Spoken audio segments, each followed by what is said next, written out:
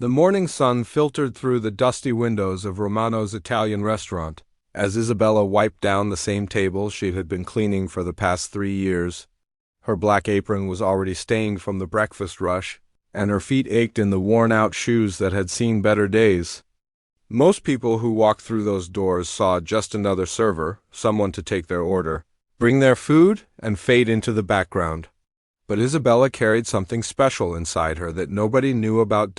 As she arranged the salt and pepper shakers on table 12, her fingers moved in a particular way. Anyone watching closely might have noticed how she tapped out complex rhythms against the wooden surface, her fingertips dancing in patterns that seemed too precise to be random. But nobody was watching.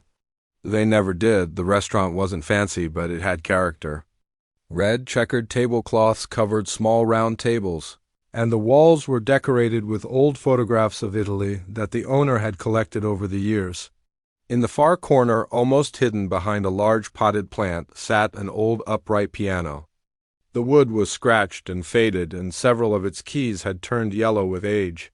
Some notes didn't work properly anymore, sticking when pressed or making strange buzzing sounds. Isabella knew every broken key on that piano. She had memorized which ones to avoid and which ones still held their tune. During her breaks, when the restaurant was empty and quiet, she would sometimes sit on the small bench and run her fingers over the keys without pressing them down. She could hear the music in her head, beautiful, complex melodies that told stories of dreams and heartbreak and hope. Her co-workers thought she was just daydreaming. Tony, the head chef, would peek out from the kitchen and shake his head. "Isabella, you're staring at that old thing again," he would say with a laugh. "It's been broken for years. The boss keeps saying he'll get it fixed, but you know how that goes." What Tony didn't know was that Isabella had been playing piano since she was 5 years old. Her grandmother had taught her the basics, and from there she had taught herself everything else. She had spent countless hours practicing, dreaming of one day performing on stage or teaching music to children. She had even gone to college for music, working part-time jobs and taking out loans to pay for her education, but life had other plans. When Isabella was 25, her mother had gotten sick. The medical bills piled up quickly, and someone had to work full-time to keep up with the payments. Her father worked construction, but his income wasn't enough to cover everything. Isabella had to make a choice: pursue her music career or help her family survive. It wasn't really a choice at all. She had started working at Romano's as a temporary solution. Just for a few months, she told herself, until Mom gets better and the bills are paid off. But 3 years had passed, and she was still there, carrying heavy trays and memorizing daily specials instead of playing the music that lived in her heart. The worst part wasn't the tired feet or the rude customers or even the small paycheck. The worst part was feeling her musical skills slip away bit by bit. Her fingers weren't as quick as they used to be. The complex pieces she had once played from memory now felt fuzzy and distant. Sometimes she would catch herself humming a melody she had composed years ago, and she couldn't remember how it ended. During the lunch rush, Isabella moved between tables with practiced efficiency. She could balance 4 plates on one arm while taking an order with the other hand. She knew exactly how much Parmesan cheese each regular customer liked on their pasta, and she could remember complicated orders without writing them down. These were skills too, she reminded herself. They mattered, but when she passed the piano, her heart always skipped a beat.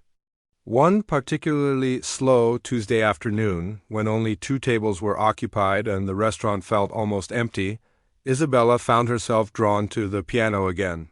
She had just finished rolling silverware and napkins, a mindless task that left her thoughts free to wander. The elderly couple at table 3 was sharing a quiet conversation, and the businessman at table 7 was focused on his laptop. Nobody was paying attention to her. She sat down on the piano bench, her uniform feeling out of place in front of the elegant instrument. The keys felt cold under her fingertips. She pressed down gently on middle C, and the note rang out clear and true. At least that one still worked. She tried a few more keys, mapping out which ones were reliable and which ones had given up over the years. Almost without thinking, she began to play a simple melody, nothing fancy, just a few notes that flowed together noisily. The sound filled the quiet restaurant, and for a moment Isabella felt like herself again. Not the tired server with bills to pay, but the musician she had always been inside. The melody grew more complex as her muscle memory kicked in. Her left hand joined her right, adding harmony and depth to the simple tune. She had forgotten how good it felt to make music, to create something beautiful out of nothing but pressing keys in the right order at the right time.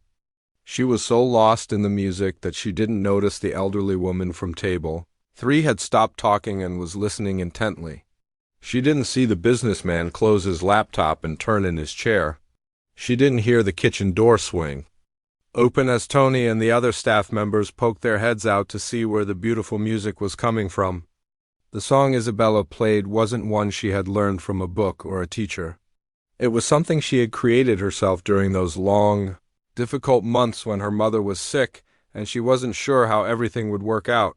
She had never played it for anyone before. It was too personal, too raw with emotion. But sitting there in the quiet restaurant, with the afternoon sun streaming through the windows and her fingers remembering what they were born to do, she couldn't stop herself. The music told a story without words. It spoke of sacrifice and love, of dreams deferred but not forgotten. It talked about the weight of responsibility and the strength it takes to keep going when everything feels impossible. Every note carried the pain of choosing family over personal dreams, and every pause held the hope that somehow, someday, both could coexist. When the song ended, Isabella sat in silence for a moment, her hands still resting on the keys. The restaurant was completely quiet. Then, slowly, she heard the sound of clapping. She turned around to see the elderly woman from table 3 wiping tears from her eyes while she applauded. The businessman was clapping too, a genuine smile on his face. "That was beautiful, dear," the elderly woman said. Simply beautiful. Isabella felt her cheeks burn with embarrassment. She quickly stood up from the piano bench, smoothing down her apron. "Thank you," she mumbled, not sure what else to say. "I should get back to work." As she walked back to the kitchen, she could feel their eyes following her. She knew they were probably wondering why someone who could play like that was working as a server. She wondered the same thing herself every single day, but bills didn't pay themselves, and dreams didn't put food on the table. So Isabella picked up her notepad and went back to work, the melody still echoing in her mind and the feeling of the keys still warm under her fingertips. Saturday nights at Romano's were always busy, but this particular evening felt different from the moment Isabella stepped through the door. The restaurant was packed beyond capacity, with every table filled and a waiting list that stretched out. The air was thick with the smell of garlic and tomato sauce, and the sound of clinking glasses and conversation filled every corner of the room. Isabella had been working double shifts all week to cover for a coworker who had called in sick, and her body was feeling every hour of it. Her feet throbbed in her worn-out shoes, and there was a persistent ache in her lower back that she couldn't seem to shake. But she needed the money, especially with her mother's latest medical bills arriving in the mail just yesterday. She tied her apron and checked her hair in the small mirror by the staff entrance. Isabella tried to prepare herself mentally for the chaos ahead. Saturday nights brought out all kinds of customers, families celebrating special occasions, young couples on dates, groups of friends catching up over wine. Most were pleasant enough, but there was always that one table that made the evening more difficult than it needed to be. Tonight, that table was number 7. From the moment the group of 4 walked in, Isabella could sense they were going to be trouble. They were dressed in expensive clothes and carried themselves with the kind of confidence that came from never having to worry about money. The man leading the group looked around the restaurant with obvious disappointment, as if he had expected something much fancier. "Are you sure this is the place?" he asked his companions loudly enough for nearby tables to hear. The reviews online made it sound much more upscale than this. His name was Richard Wellington, though Isabella wouldn't learn that until later. He was a food and entertainment critic for the local newspaper, known throughout the city for his harsh reviews and sharp tongue.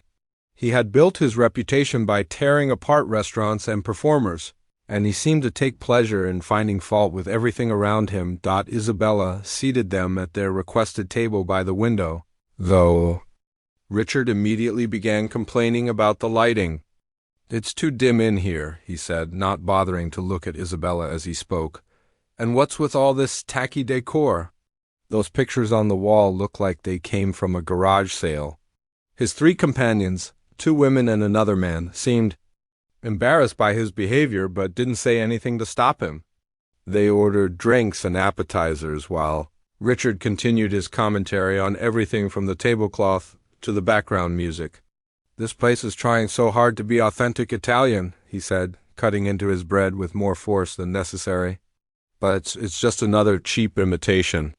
Look at that ridiculous piano in the corner. It's probably been sitting there for decades without anyone who can actually play it."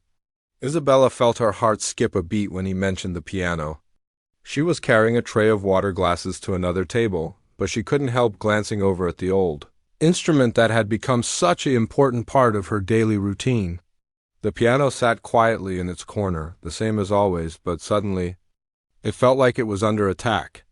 "I bet they can't even find anyone in this whole place who knows how to play that thing," Richard continued, his voice getting louder as he warmed up to his theme. "It's probably just there for a show, like everything else in this wannabe establishment." Other customers were starting to notice the commotion. An elderly couple at the next table looked uncomfortable, and a family with young children kept glancing over nervously. Isabella could feel the tension in the room building, but she tried to focus on her work. She had dealt with difficult customers before, and the best approach was usually to stay professional and avoid engaging with their complaints. But Richard wasn't finished. When Isabella returned to take their dinner order, he looked up at her with a smile that didn't reach his eyes. "You've been working here for a while, haven't you?" he asked, though his tone suggested he already knew the answer. "Yes, sir, about 3 years," Isabella replied, keeping her voice steady and polite. 3 years, he repeated, as if the information was somehow amusing to him. "Well then, you must know all about this place. Tell me, does anyone here actually know how to play that piano, or is it just taking up space?" Isabella felt her cheeks flush. She could sense that everyone at nearby tables was listening to the conversation now. The restaurant had grown quieter, as if people were holding their breath to see what would happen next. "I'm not sure, sir," she said, which was technically true. She had never played the piano publicly in the restaurant, so as far as anyone knew, no one could play it. Richard leaned back in his chair, clearly enjoying himself. "Of course you're not sure. Because nobody here can play it, can they? It's all just pretense. This whole place is pretending to be something it's not." One of his companions, a woman with short blonde hair, touched his arm gently. "Richard, maybe? We should just order our food," she said quietly, but Richard was on a roll now. He had found his target for the evening, and he wasn't about to let it go.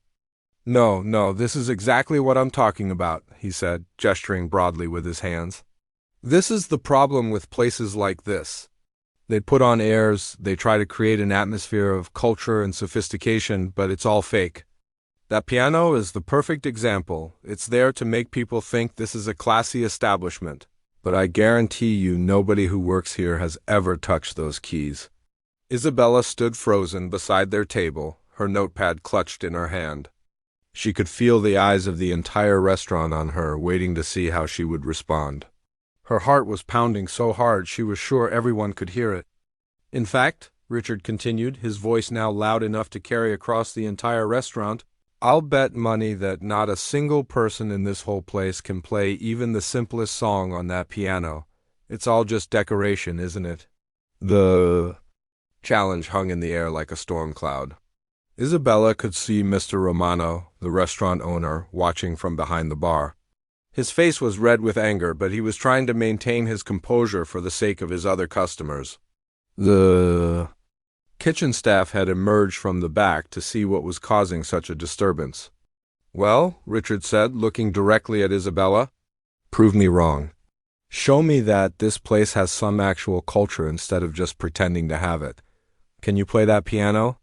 Isabella felt like she was standing at the edge of a cliff. Everything she had worked so hard to keep hidden was about to be exposed. For 3 years, she had successfully kept her two worlds separate, the world where she was a struggling server trying to make ends meet, and the world where she was a trained musician. with dreams and talent. Now this stranger was demanding that she choose between them. I need to check on my other tables, she said. Her voice barely above a whisper. Richard laughed, a harsh sound that cut through the silence of the restaurant. Of course you do. Because you can't, can you? None of you can.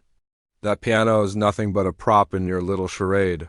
He turned to his companions with a satisfied expression. This is exactly what I'll be writing about in my review.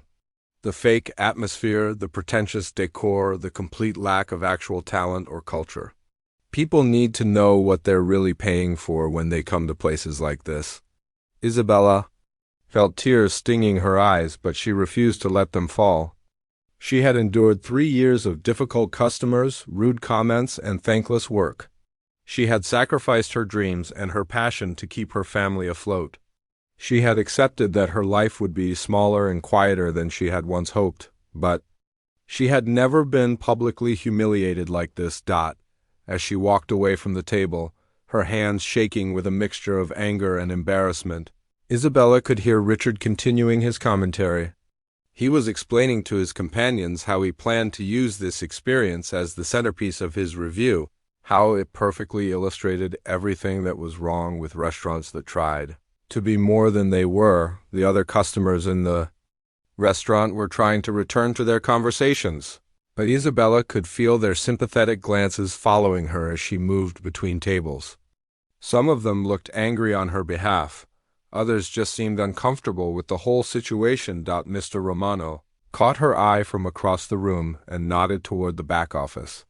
Isabella knew he wanted to talk to her, probably to apologize for what had happened and to reassure her that Richard's behavior was unacceptable. But she wasn't ready for that conversation yet. Instead, she found herself standing in front of the piano, staring at the keys that had become both her refuge and her secret shame. The old instrument sat there silently, waiting as if it knew that everything was about to change. Isabella stood in front of the piano, her heart beating so fast she could feel it in her throat. The restaurant had gone completely silent. Even the clinking of dishes from the kitchen had stopped. It felt like the whole world was holding its breath, waiting to see what she would do next. Her hands were trembling as she stared at the yellowed keys. 3 years of keeping her secret. 3 years of pretending to be just another server who knew nothing about music. All of that was about to end one way or another. She could feel Richard's smug gaze burning into her back, and she knew he was enjoying every second of her discomfort. "Well?" Richard called out from his table, his voice cutting through the silence like a knife. "Are you going to stand there all day, or are you going to admit that you can't play? I have a review to write, and I'd like to get the facts straight." Isabella's cheeks burned with embarrassment. She had never felt so exposed, so vulnerable. Every person in the restaurant was looking at her now, waiting for her response. Some faces showed sympathy, others curiosity, and a few seemed to be silently urging her on. She thought about walking away. She could go to the back office, maybe even quit her job right there and then. At least that way she wouldn't have to face the humiliation of trying to play on a broken piano in front of all these people. Her musical skills weren't what they used to be anyway. What if she messed up? What if she proved Richard right? But then she caught sight of Mr. Romano's face. The restaurant owner was standing behind the bar, his usually cheerful expression replaced by something Isabella had never seen before. He looked hurt, not just by Richard's words, but by the attack on his restaurant and everything he had worked so hard to build. Romano's wasn't just a business to him. It was his life's work, his dream of bringing a piece of Italy to their small city. He had put everything he had into this place, and now some stranger was trying to tear it down with cruel words and public humiliation. Isabella remembered all the times Mr. Romano had been kind to her. When her mother was in the hospital, he had given her time off without asking questions. When she couldn't afford to fix her car, he had let her work extra shifts to make up the money. When she had broken down crying in the storage room after a particularly difficult day, he had simply handed her a cup of coffee and told her that tomorrow would be better. He had never asked her to play the piano. He had never pushed her to share her talent. But now, in this moment, she realized that maybe she could give him something back. Tony, the head chef, poked his head out from the kitchen door. His usually gruff expression was softer than usual, and he gave Isabella a small nod of encouragement. Behind him, she could see the other kitchen staff watching intently. These people had become like family to her over the past 3 years. They had shared countless meals together, celebrated birthdays, and supported each other through tough times. The elderly couple from Table 3 was still there, the same woman who had applauded her impromptu performance just a few days ago. She was looking at Isabella with kind eyes, as if she understood exactly what was happening and wanted to offer her strength. Even some of the other customers seemed to be silently rooting for her.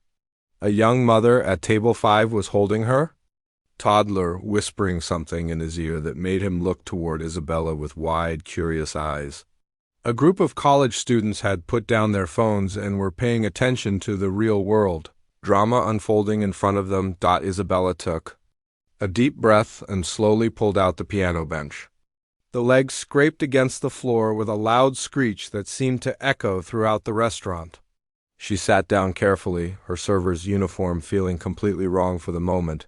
She had always imagined that when she finally played in public again, she would be wearing something elegant, maybe a black dress or a flowing skirt. Instead, she was wearing a stained apron and non-slip shoes. She placed her hands on the keys, feeling their familiar cool touch. Some of them were chipped and worn, and she could feel the slight stickiness on a few keys where spilled drinks had dried years ago. This wasn't the grand piano she had dreamed of playing in concert halls. This wasn't even the decent upright piano she had learned on as a child. But it was what she had, and it would have to be enough. "This should be interesting," Richard said loudly, clearly still enjoying himself. "I wonder how many notes she get right before she gives up." Isabella's hands froze on the keys. For a moment, all her courage seemed to drain away. What was she thinking? She was a server, not a performer. She hadn't played seriously in years. Her fingers weren't as nimble as they used to be, and her musical memory was fuzzy in places. She was about to embarrass herself in front of everyone. But then she remembered something her grandmother had told her years ago, back when she was just learning to play. "Music isn't about being perfect, Isabella," her grandmother had said. "It's about telling the truth. When you sit down at those keys, you're not just playing notes. You're sharing a piece of your soul with the world." Isabella closed her eyes and let her fingers find their way to the keys. She started with a simple chord, just to test how the old piano would respond. The sound was warmer than she had expected, with a rich tone that filled the restaurant beautifully. Maybe this old instrument had more life in it than anyone realized. She began with something gentle, a piece she had learned in college that always made her feel calm. Her left hand found the bass notes while her right hand picked out the melody. The music flowed from her fingers like water, each note leading naturally to the next. At first, she was hyper-aware of everyone watching her. She could feel their eyes on her hands, judging every movement, waiting for her to make a mistake. But as the music continued, something magical began to happen. The restaurant seemed to fade away, and it was just Isabella and the piano having a conversation they had been waiting 3 years to finish. Her confidence grew with each measure. Her fingers remembered patterns they hadn't played in years, and melodies came flooding back to her memory. She transitioned from the gentle opening piece into something more complex, a composition that required both hands to work independently while still creating harmony together. The broken keys weren't as much of a problem as she had feared. She had memorized their locations so well that she instinctively avoided them, finding alternative fingerings that worked around the piano's limitations. In some ways, the challenge made the performance more interesting, forcing her to be creative and adaptive. As she played, Isabella began to notice changes in the restaurant around her. The tension that had filled the room just minutes before was melting away, replaced by something warmer and more peaceful. She could hear people shifting in their seats, not from discomfort but from a desire to better hear the music. The young mother's toddler had stopped fussing and was listening intently, his small hands moving as if he were trying to conduct along with the music. The college students had put their phones away completely, their attention fully focused on the performance unfolding before them. Even the kitchen staff had gathered at the door, watching with expressions of amazement and pride. They had worked alongside Isabella for years without knowing she possessed this incredible talent, and now they were witnessing something truly special. But the most significant change was in Richard himself. The smug expression had completely disappeared from his face, replaced by something that looked almost like shock. He was leaning forward in his chair, his mouth slightly open, as if he couldn't quite believe what he was hearing. Isabella could feel his attention on her, but it no longer felt threatening or mocking. For the first time since he had walked into the restaurant, Richard was truly listening, not just waiting for his chance to criticize. The music continued to flow, carrying with it all the emotions Isabella had kept bottled up for the past 3 years. Her love for her family, her sacrifice of personal dreams, her daily struggles and small victories, all of it was there in the melody, honest and raw and beautiful. As Isabella's fingers continued dancing across the keys, something extraordinary began to happen. The music that had started as a simple demonstration was transforming into something much deeper, much more personal. She could feel her heart opening up, releasing all the emotions she had kept locked away for so long. The piece she was playing now wasn't something she had learned from a book or a teacher. It was her own creation, born from the darkest moments of her life and shaped by 3 years of hidden dreams. She had written it during those sleepless nights when her mother was in the hospital, when the future seemed uncertain and scary, but she had never played it for anyone before. It was too personal, too raw with pain and hope. Now, sitting in front of a room full of strangers, Isabella found herself pouring her entire soul into those keys. The melody told the story of a young woman who had to choose between her dreams and her family, and who discovered that love sometimes means sacrifice. Each note carried the weight of responsibility, the ache of unfulfilled desires, and the quiet strength that comes from doing what's right even when it hurts.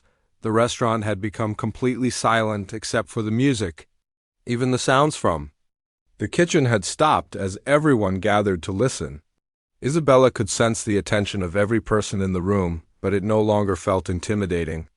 Instead, it felt like she was sharing something sacred, something that connected her to every other person who had ever had to make difficult choices. Richard Wellington sat frozen in his chair, his face showing an expression that no one in the restaurant had ever seen before.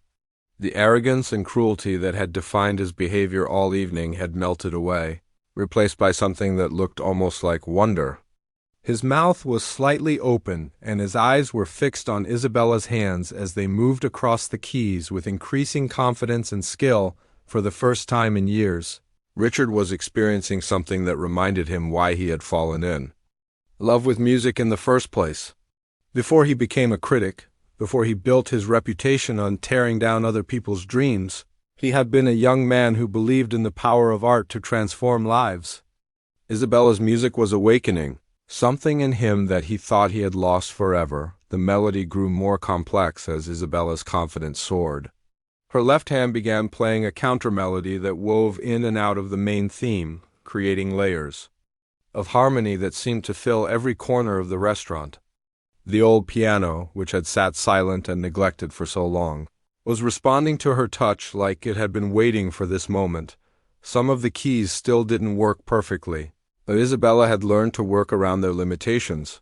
She turned the piano's flaws into opportunities, finding creative ways to express the music that actually made it more beautiful than it would have been on a perfect instrument. The slight buzz on the high C became a haunting vibrato, and the stuck F sharp forced her to find alternative harmonies that were more interesting than the original. As the music continued, Isabella began to notice the effect it was having on the people around her.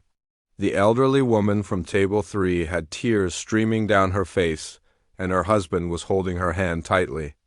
They were both old enough to understand what it meant to sacrifice dreams for love, and Isabella's music was speaking directly to their hearts.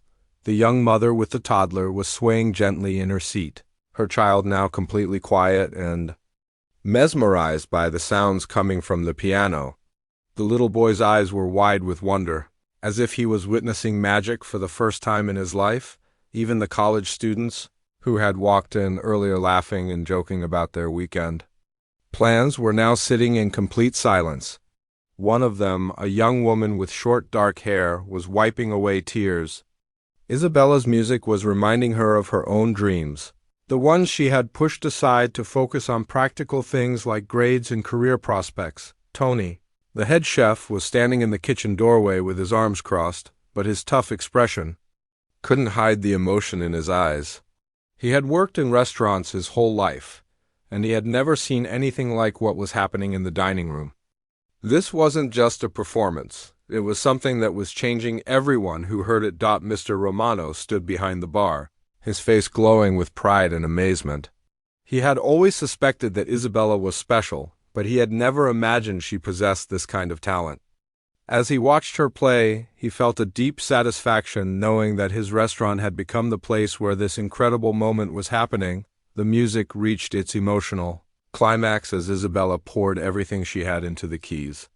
Her hands moved with a fluidity and grace that seemed almost supernatural, as if the piano was playing itself and she was just the vessel through which the music flowed.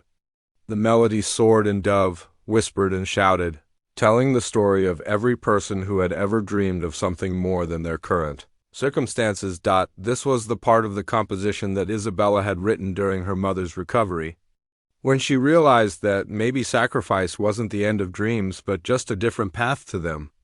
The music spoke of hope emerging from darkness, of finding beauty in unexpected places, and of the strength that comes from loving someone enough to put their needs before your own. As the piece moved toward its conclusion, Isabella felt something she hadn't experienced in years, the pure joy of making music not for money or grades or approval, but simply because she had to. The music was pouring out of her like water from a broken dam, and she couldn't have stopped it even if she wanted to. The final movement of her composition was about transformation. It was about learning that dreams don't always die when we think they do. Sometimes they just go underground, waiting for the right moment to emerge again. The melody became lighter, more hopeful, as if it was reaching toward the sky after being buried in the earth for too long. Isabella's hands moved across the keys with increasing speed and complexity, building to a finale that would leave everyone in the restaurant changed forever. She could feel the energy in the room shifting, as if the very air was vibrating with the power of what she was creating. The music was no longer just her story. It had become everyone's story.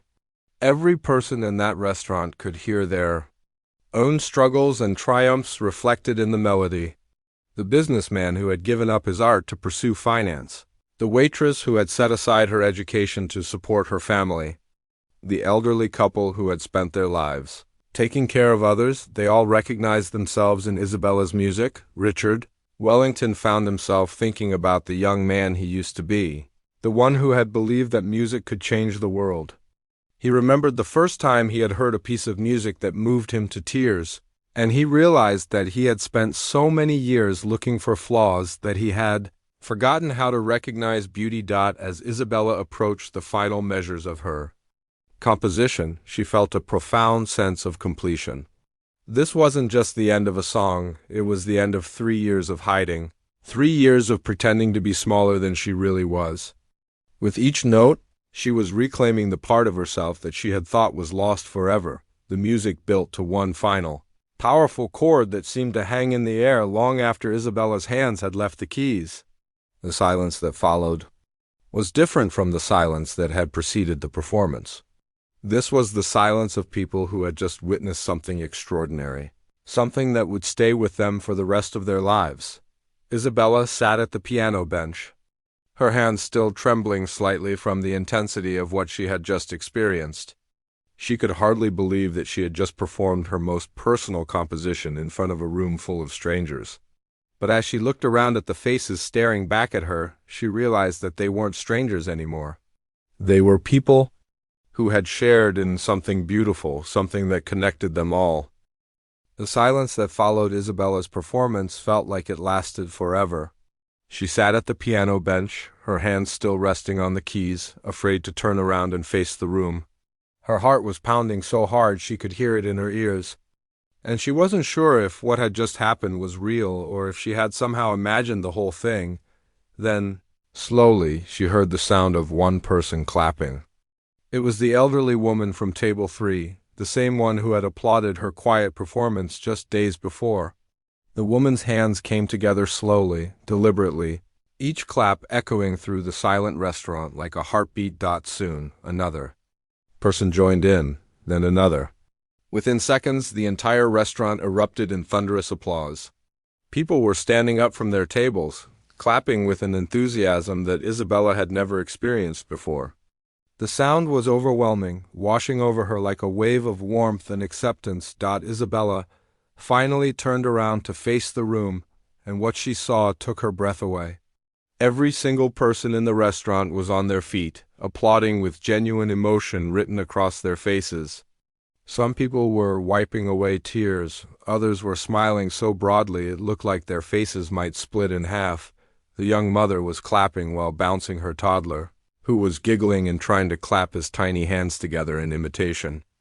Of the adults around him, the college students were cheering and whistling, their earlier coolness completely forgotten. Even the kitchen staff had emerged from the back, still wearing their aprons and hairnets, joining in the celebration, but the most shocking sight of all was Richard Wellington. The man who had started the evening as Isabella's tormentor was now standing at his table, clapping with tears streaming down his face. His expression was completely transformed. Gone was the cruel smirk and mocking tone, replaced by something that looked like awe and genuine respect. As the applause continued, Isabella noticed that some people were pulling out their phones. The young woman from the college table was holding up her device, and Isabella realized she must have been recording the performance. Others were doing the same, capturing the moment from different angles around the restaurant. That was incredible. Someone called out from the back of the restaurant. Absolutely amazing. I've never heard anything like that in my life, said another voice. Isabella felt her cheeks burning with a mixture of embarrassment and joy. She had spent so many years hiding her talent that being the center of attention felt completely foreign to her. But at the same time, she felt a deep sense of satisfaction that she hadn't experienced since her college days. Mr. Romano was making his way through the crowded restaurant toward the piano, his face beaming with pride and excitement. When he reached Isabella, he took both of her hands in his and squeezed them gently. "Isabella," he said, his voice thick with emotion, "in all my years of running this restaurant, I have never witnessed anything so beautiful. You have brought something truly special to this place tonight." The applause was finally beginning to die down, but people were still talking excitedly among themselves. Isabella could hear fragments of conversation from different tables, people discussing how the music had made them feel, sharing memories that the performance had triggered, and expressing amazement at the hidden talent their server had just revealed. Richard Wellington was slowly making his way across the restaurant toward the piano. His three companions were following behind him, looking just as stunned as everyone else. When he reached Isabella, he stood there for a moment, seeming to struggle with what to say. "I owe you an apology," he finally said, his voice quiet but clear enough for nearby tables to hear. "What I said earlier tonight was cruel and completely wrong. What you just shared with us was—" He paused, searching for the right words. "It was one of the most moving musical performances I've ever experienced, and I've been to concert halls around the world." Isabella wasn't sure how to respond. Just an hour ago, this man had been trying to humiliate her in front of everyone. Now he was standing before her with genuine remorse in his eyes. "Music like that doesn't come from technique alone," Richard continued. "It comes from the heart, from real experience and emotion. You've reminded me of something I had forgotten. That true artistry can emerge from the most unexpected places and the most difficult circumstances." He reached into his jacket pocket and pulled out a business card, handing it to Isabella with shaking hands. "I write for the city newspaper, and I would be honored to write about what happened here tonight. But only if you're comfortable with that." Isabella looked down at the card, then back up at Richard's face. She could see that he meant every word he was saying. The transformation in him was as dramatic as her own journey from hidden server to revealed musician. "I think," she said softly, "that would be okay." Meanwhile, the young woman with the phone was approaching the piano with excitement in her eyes. "Excuse me," she said to Isabella, "but I recorded part of your performance on my phone. It was so incredible that I shared it on social media. I hope that's all right." Isabella felt a flutter of panic. She had never intended for her music to go beyond the walls of the restaurant. But before she could respond, the young woman continued, "It's already getting shared like crazy. People are calling it the most beautiful thing they've ever heard. You're going to be famous." Over the next hour, as the restaurant slowly returned to normal and customers finished their meals, Isabella's phone began buzzing with notifications. The video of her performance was spreading across the internet faster than she could have imagined. Comments were pouring in from strangers around the world, all praising her talent and the emotion she had brought to her music. Servers hidden. "Talent brings restaurant to tears. You have to hear this incredible piano performance. The most beautiful music you'll hear today." The headlines and comments kept coming, each one more enthusiastic than the last. Isabella sat in the break room, scrolling through her phone in amazement. She had gone from being an invisible server to an internet sensation in the span of a single evening. Mr. Romano knocked on the break room door and peeked his head in. "Isabella, there's someone here who would like to speak with you." She followed him back to the dining room, where a well-dressed woman was waiting by the piano. She introduced herself as the manager of the city's premier concert hall. "I saw the video online," the woman explained, "and I had to come see for myself if it was real. Mr. Romano tells me you wrote that piece yourself?" Isabella nodded, still not quite believing this was happening. "We have an opening in our summer concert series," the woman continued. "It's not a huge venue, but it's a start. Would you be interested in performing your original compositions for a real audience?" Isabella felt like she was dreaming. A few hours ago, she had been serving tables and hiding her talent from the world. Now she was being offered the chance to perform in a real concert hall, but the most meaningful moment came when Tony, the gruff head chef, approached her with tears in his eyes. "Isabella," he said, "I've worked with you for 3 years and I never knew.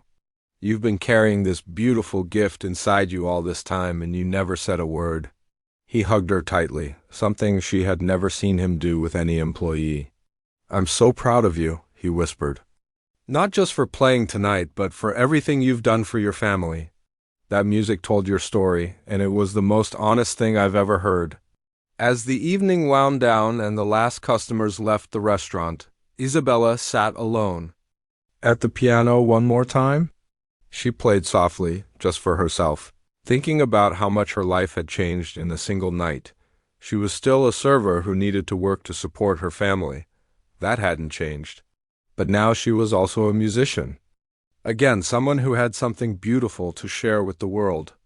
She had learned that dreams don't always unfold the way we expect them to, but that doesn't mean they can't come true. The old piano sat quietly in its corner, no longer a symbol of dreams deferred, but a gateway to new possibilities.